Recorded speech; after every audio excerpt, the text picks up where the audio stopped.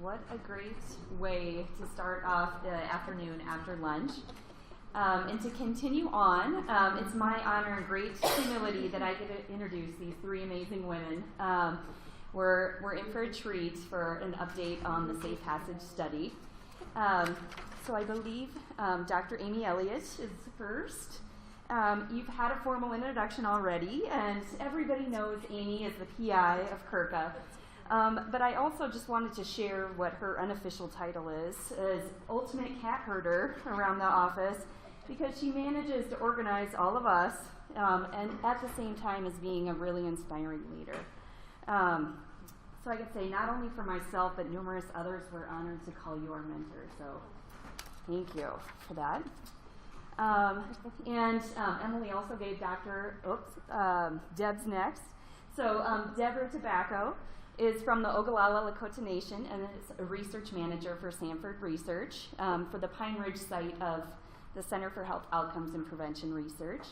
So under Jyoti Angal and Dr. Amy Elliott, she works on the Safe Passage study funded by NICHD, NIAAA, and under CRCAIH. Her job focuses really on that data collection for 3 studies, so not only for the Safe Passage study, but for also the maternal bereavement and safe sleep studies. So, and she's very humble, but she's also a key leader in really conceptualizing the maternal bereavement and developing the research question and design of that study. That's what I hear. And then finally, Dr. Roundham, who was introduced earlier. So I'll just add that some of your biggest fans, I don't know if you know this, but they're from the Great Plains region, and I think the biggest ones are in our department. So you've got a solid cheer crew around here. And a couple of years ago, Dina came to Sanford Research before she defended her dissertation and shared some of her findings. And it was so wonderful to see your command of all of the research and really to see the passion of your work. So we are very much in for a treat. So please join me in welcoming the part of the Safe Passage crew.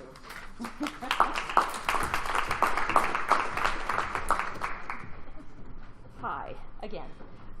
Well, part of what my job here is to set up these two women to tell you about their roles within the Safe Passage study. And like Danielle was saying, we represent merely a small portion of this team and what they've been able to accomplish. In fact, I know there are quite a few folks that work on PASS in the audience. Could you guys just raise your hands so then people will know if they're talking with some? And so there's actually quite a few different folks that are represented on this. So what we're talking about and representative is actually stories that could be told from multiple of the different sites and things like that, and then to really highlight Dina's dissertation work that she was able to do through this. So I want to help give some background about the study, where we're at currently, and where we'll be going in the next year and a half. With that, I want to back up a little bit, and it was so nice to hear Dr. Jennifer Giroux also refer to the infant mortality study. That really set the groundwork for what PASS, the questions it's designed to answer, and the direction it went. The Aberdeen Area Indian Health Service Perinatal Infant Mortality Review Board, PIMR, conducted in partnership with NIH and the CDC, NIHS, the Aberdeen Area Infant Mortality Study in the 90s. And Dr. Tom Welty, that was mentioned earlier as being one of the regional epidemiologists, was the PI for this for a long time. And that study was driven by the tribes went to the NIH and the CDC asking questions of, can you help figure out why is it the infant mortality rate is 3 times higher in American Indian communities compared to the rest of the neighboring communities in the region. And 9 tribes in 1 urban area participated in this study that happened in the 90s. And as part of this study, it was a retrospective study. So what that means is the outcome already had happened, okay, and they went back to try to figure out what were the elements that contributed to that outcome. And in this case, the outcome was an infant had died. And so then going back to try to figure out what happened before that led up to that. That type of research design, as many of us know, is very helpful when you're just trying to figure out what might have went on. And so that was utilized, and during this time period, there were 72 infant deaths in these participating communities. About half were confirmed as sudden infant death syndrome. Things that they found that were surprising to them. They didn't go out looking for one specific cause. It was really trying to figure out in general what happened. And they found that maternal drinking during the periconceptional period increased the risk of a baby dying from SIDS sixfold. Now, the periconceptional period was defined as 3 months before to 3 months after the point of conception. Now, one drink got you as a yes in that category. This was not a sophisticated analysis of exposure or things like that. Again, they were shooting a very broad net, looking for what causes might be. Maternal binge drinking, which was defined at this time as 5 drinks on any one occasion, increased risk. So maternal binge drinking in the first trimester, often before a woman even knows she's pregnant, increased risk 8-fold. Now, these were the same or higher than what was already a known risk factor for infant mortality at that time, namely 2 or more layers of clothing at the time of death. Other work that came out of this was through Hannah Kenny's lab, where she's a pediatric neuropathologist, and she found that the brains of these babies that died from SIDS versus died from other reasons, there was a difference in them. And some of this initial work came out of this Aberdeen area infant mortality study. And she's actually found areas in the brainstem, and you can think of the brainstem in this area in particular a bit as an alarm clock. Okay, so if the baby gets itself in a compromised position, which we'll just say for this time is face down, which we know is an at-risk setting, that there's a failure in this alarm clock, essentially, that exists in this area of the serotonergic system in the brainstem that increases blood pressure, increases respiration rate, and the failure of that alarm system then leads to risk for sudden infant death. And so it kind of looks like this when we put it in a stepwise fashion. So a baby's in an at-risk position, okay, face down, soft bedding. If a baby's alarm clock is working great, well, then they can lift up their head and turn it. Even a newborn is capable of moving its head from side to side.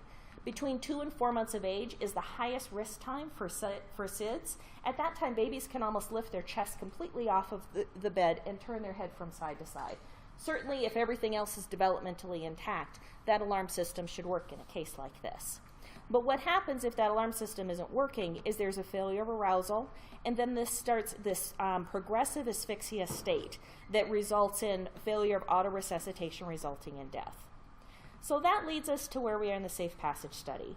So in 2003, this was a study initiated to follow up on the results and to learn more about the results that originally came from the Aberdeen area infant mortality study. We had 3 years to develop the hypotheses, protocols, do pilot feasibility testing, and really engage with a broad variety of different partners to find out what's the important questions that should be answered, both from a community perspective as well as from a scientific perspective, and develop a common protocol. And those of you that were on Oglala Sioux Tribe at that time, with Oglala Sioux Tribe, you went to the Tribal Council to talk. There was a tremendous amount of discussion, particularly with that tribe as well as others, on what could this look like, what types of questions were important, and all of that went into this large common protocol. What was wonderful about it is we had 3 years to develop this together and pilot test. And then in phase 2, it went to the full-scale hypothesis-driven study. Enrollment is now complete in the Safe Passage study. We enrolled 12,024 mom-baby pairs. 12,020, yes, 24 mom-baby pairs, yes. And I'll tell you a little bit more about how that worked here in just a second, but Deb's going to tell you how it really worked.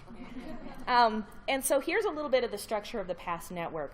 Is we have 2 clinical sites. We have those in the Northern Plains, Pine Ridge, Rapid City, Sanford Health in Sioux Falls, and then Spirit Lake. And then also in Stellenbosch, South Africa, are the 2 clinical sites. So we have a counterpart right down there in South Africa.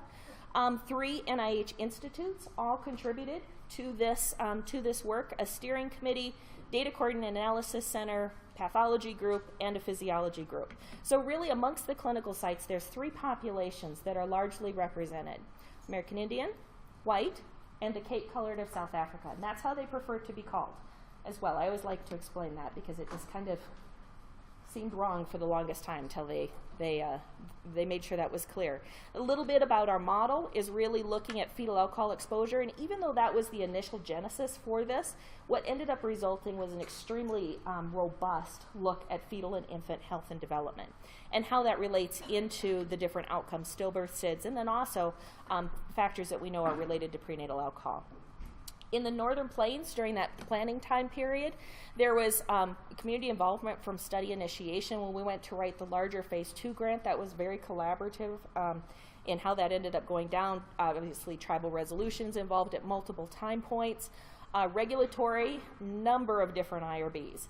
This is where Jyoti Engel got her regulatory chops and worked with all of these different entities. Very proud to say we were the first to present to Ogallala Sioux Tribe Research Review Board, and Aberdeen Area Indian Health Service, UND, and Regional Health were able to get agreements through, but a complicated regulatory structure, certificates of confidentiality, and then also with the State Department of Social Services. Dr. Drew talked this morning that there are regulations around when a woman reports any type of substance use during pregnancy. We were able to work with the State Department of Health on memorandums of agreement to be able to still conduct research in this area and a good process for that. And then also with WIC for recruitment.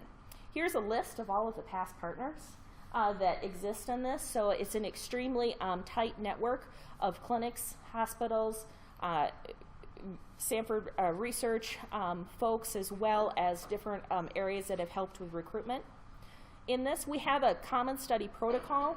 Just to give you a little bit of a highlight, we recruit women very early, or we recruited, past tense, recruited women very early on in pregnancy and followed them through the baby's first year of life. Most of our babies live very, very happy, healthy lives, and we're able to see through multiple time periods during the pregnancy as well as at 1 month and 12 months.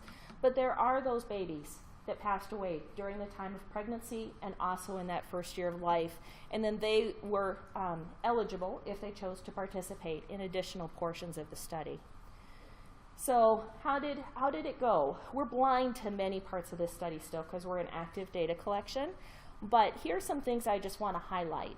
Is for, on average, for a given woman, came in for 82.8% of all scheduled visits. Yeah. There were 7 scheduled visits, okay? 82.8% came in for those. Consent for DNA for research. There is genetic components to this study. We worked very closely with I asked the question many times, is this even appropriate to do? There was educational components that went, and at that time, and Ogallala Sioux Tribe has maintained, as well as others, they wanted to leave it up to the individual, but wanted to make sure there was a full consenting process that went into that. And then obviously questions of what happens with that, the use of that, were all negotiated before this study started, and those discussions really happened in earnest. But again, we had time to develop those relationships, which was key. Placenta tissues also involved, but very high rates of consent. Photographs for the infant face. Withdrawal from overall study consent was only 3%, largely due to moving. That's pretty good. And then outcome ascertainment for pregnancy, that's one of the outcomes, almost 98%. So here's our future steps. Our last baby should be born in August 2015. At that point in time, we'll become unblind to a lot of the outcomes that are from the time of delivery. And the primary analysis will be completed then within 6 months. We've even started working on what that looks like so that we can get that information out as quickly as possible. The last 1-year visit will be completed in August 2016. At that point in time, we'll become unblinded on the infant mortality front and be able to complete that final analysis. There's numerous other secondary findings in process, some of which Dina is going to talk about today, that we're going to be able to use and to that will help inform so many different areas, both on a local level, national level, and a scientific level.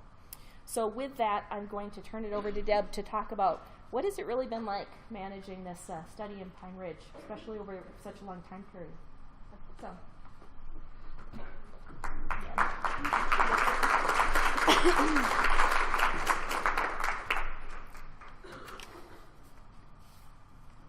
Ampeti washte na nape chius api.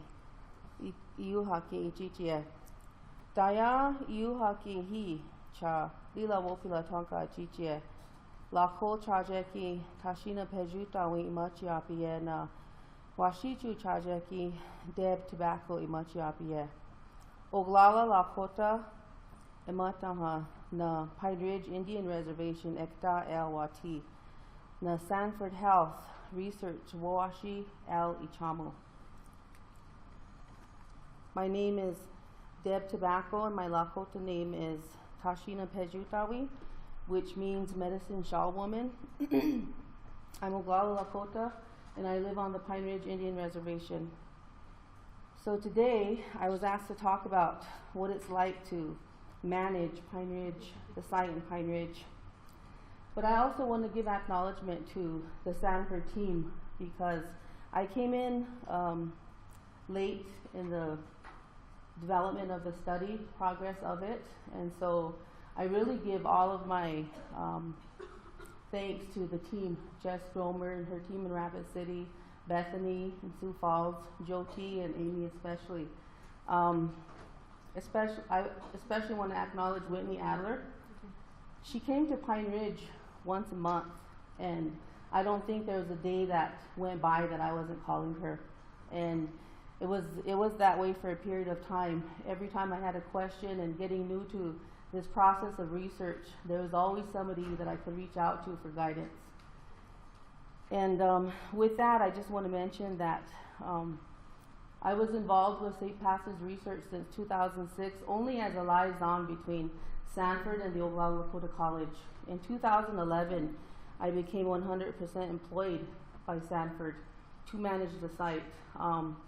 At the time, although I was grateful for employment, I do have to admit and say that it was a conflict for me personally, mainly because I was raised by my grandmother, strong Lakota, fluent speaker, and she was also a single mother.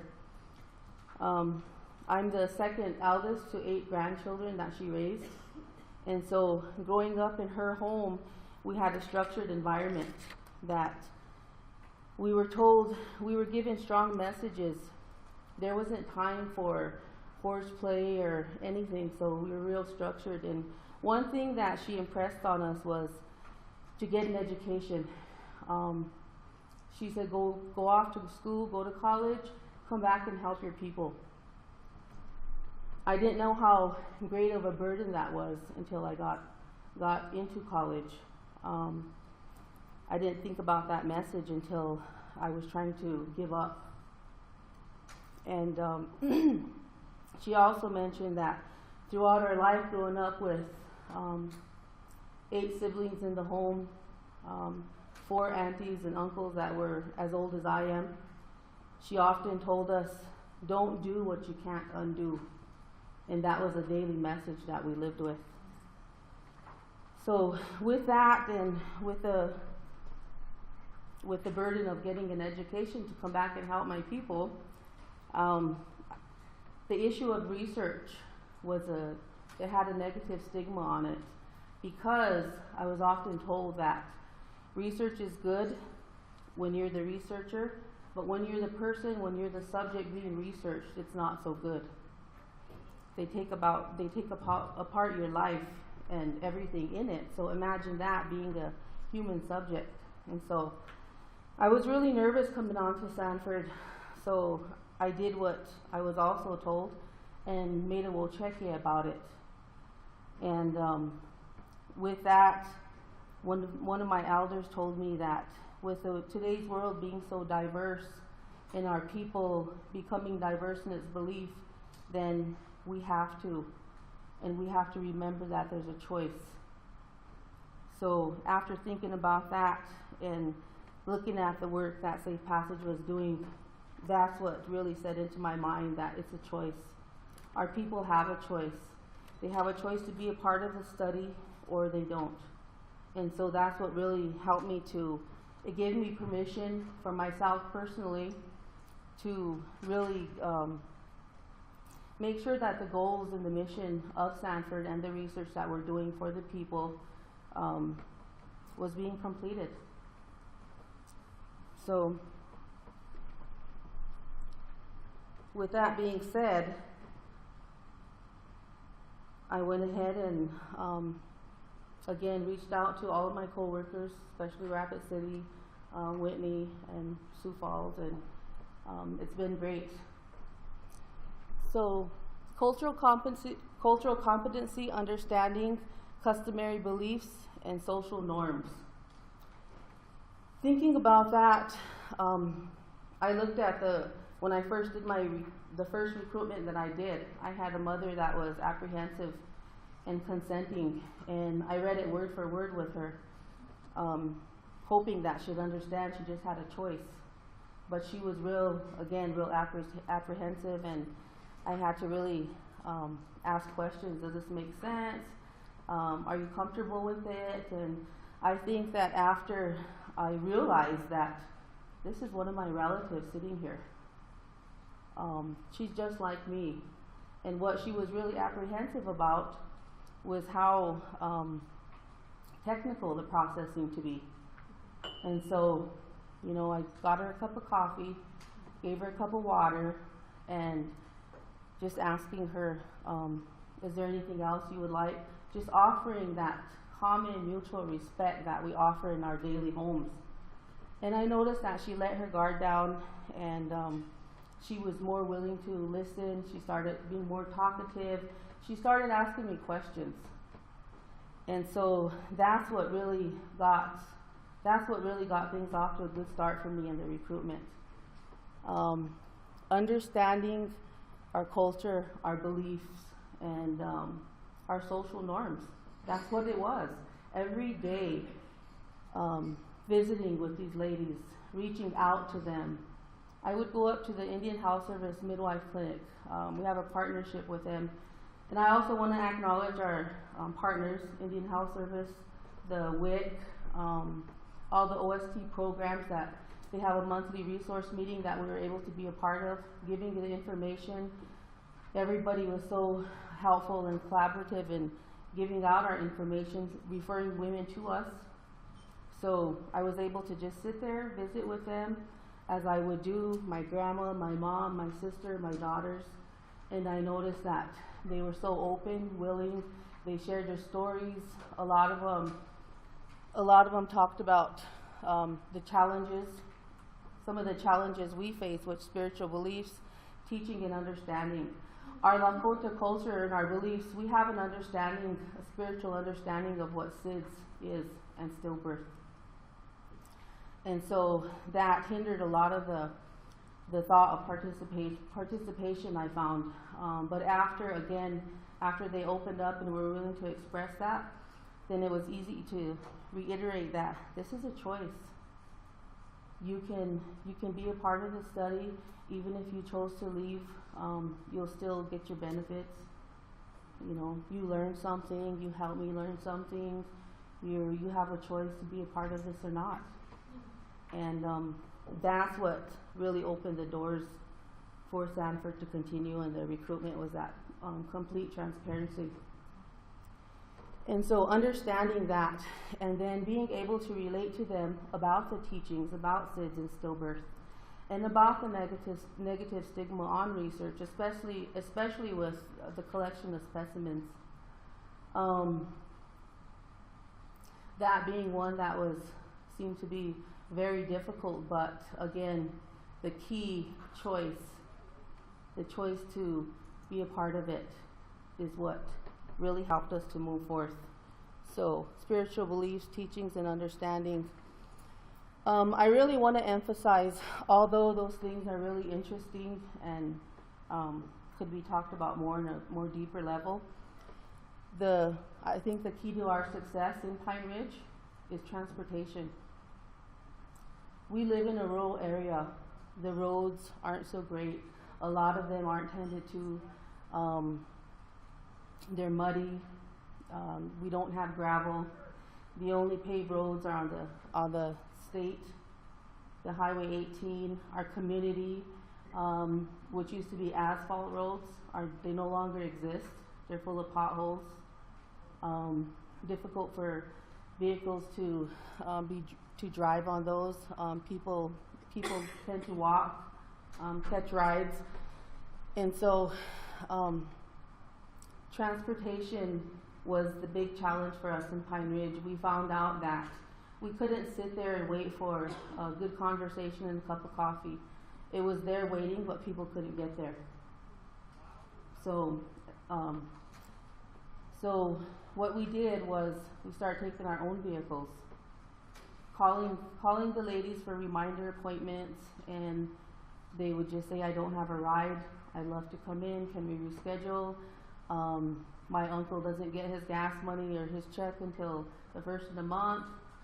And so, I mean, it was just sitting there waiting for them. So we'd get in our own vehicles and go check on them, make reminder calls convenient for them.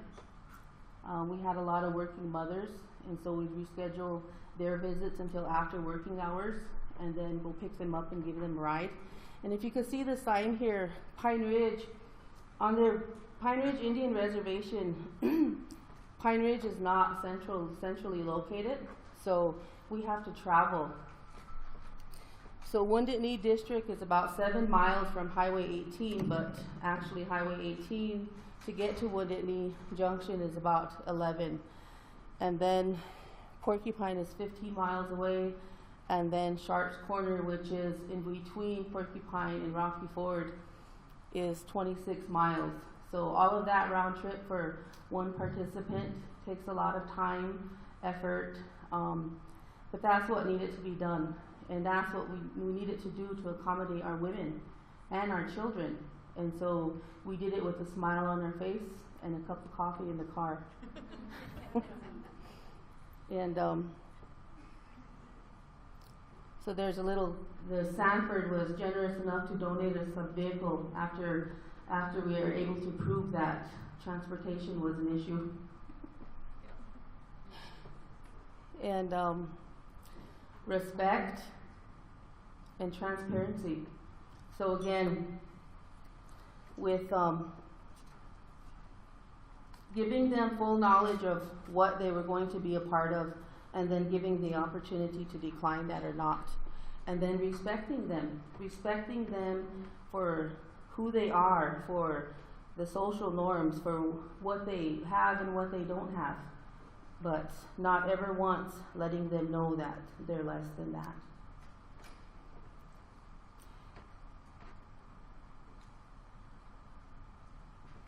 So the vision for the future, we have a elder in our community who's also a part of our CAD for the Safe Sleep Study. I like what she told us. She said, the same but different. Culture is one group of people preferred way of meeting their basic human needs. And that's accredited to Carol Ironrope Herrera. And the vision for our future is that's what I would like for us to continue to move towards. And along with that, I really enjoyed Malia's presentation this morning, the fear about research. And what my grandmother said, do not do what you can't undo. And the concept of choice. And that reminded me of what Malia reminded me of when she said love, changing that, and then remembering that choice. So love of research, relationship building, and those triggers that we often go through. I believe that there's micro and macro aggressions that we deal with on a daily basis, and I think those things are what hinders us from moving forward to progress in a way that's actually helping our communities become healthy in what our goal and mission is, but also respecting who we truly are. And so the same but different, understanding that research in all its capacity is going to help the community and what they are allowing and wanting and asking for. I think that's what I would like to continue to see, and also that teamwork. Sanford Health has been wonderful in that. I don't know that I've ever worked in a place where that was so great. There's room for discussion all the time, And I don't know that anyone ever disagreed with me. And sometimes I think that's good that we have conference calls because we can't always see each other. Because sometimes I think that I take risks in putting things out there, but also I do acknowledge that I'm always respected for that and being forthcoming, and I appreciate that. So I like my job. I like to know that what my grandmother told me, get an education, come back and help our people. I think that I feel that that's what I'm actually doing. So I think she'd be proud of me. So with that, I'd like to end with that. Salamat.